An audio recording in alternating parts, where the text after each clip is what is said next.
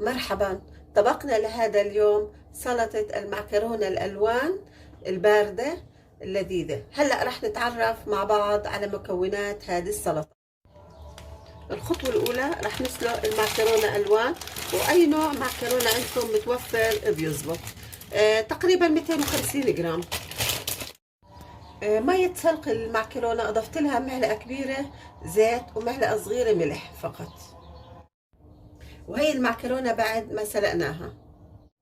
لتحضير الصوص أنا بحاجة ل3 ملاعق لبن رايب، 2، هاي المعلقة الثالثة. بحاجة كمان ل3 ملاعق من المايونيز،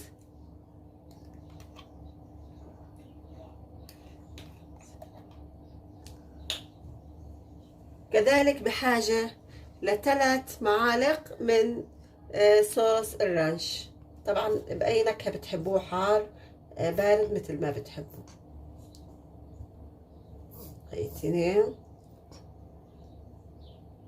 وهي الملعقة الثالثة.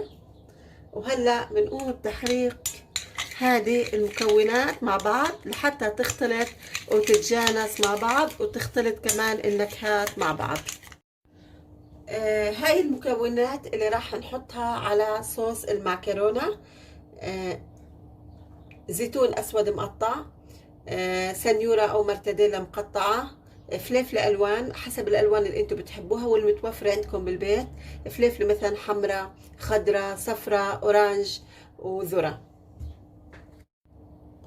هلا راح نضيف هاي المكونات للصوص اللي عملنا مع بعض هلا.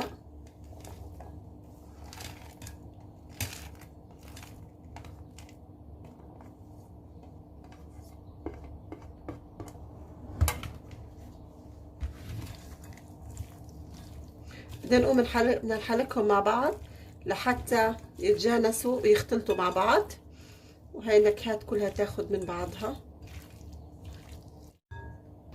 هلا راح نضيف المعكرونة. اذا انتوا شفتوا كمية الصوص قليلة بامكانكم تضيفوا، ولكن بشرط انه من كل نوع، الانواع كلها تكون بنفس المقدار. انا كافية، بس اذا انتوا بتحبوا تزودوا عادي حسب الرغبة. هلا بعد ما جهزت سلطتنا راح نحطها بالثلاجة ونتركها لعند التقديم. هلا المعكرونة هاي السلطة اللي عملناها مع بعض بإمكاننا إما هلا ناكلها أو نحطها بالثلاجة لحتى تبرد. ولكن إذا بتحبوا لما نوضعها بصحن التقديم لازم نعمل من نفس الصوص اللي عملناه في المرة الأولى، من كل مقدار ملعقة واحدة، ونزين فيه الوجه. ليه؟ لأنها المعكرونة بتمتص هذا السائل. وهلا معكرونتنا بعد ما حطيتها، هذه السلطة اللذيذة الطيبة، بعد ما أنا حطيتها بالثلاجة، هلا سلطتنا أمامكم جاهزة. طعمها لذيذ وطيبة ومنعشة، بتستحق إنكم تجربوها.